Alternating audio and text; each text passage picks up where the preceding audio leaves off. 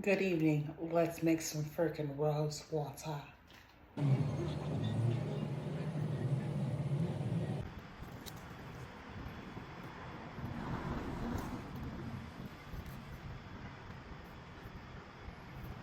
You want to put all your roses in a cup. You know that Old Faithful. Your hot water. And you're going to pour it over the roses, just like so. I'm just going to let it steep like tea. Beat it. Beat it. You're going to wait about 15-20 minutes. Yeah. Steep it. Once you realize that your rose petals are starting to lose color, that is when you start milking them like an udder. Excuse me. Come on, Shana. Booyaka. I didn't hear no brainer. Squish squat. Booyah. Booyaka.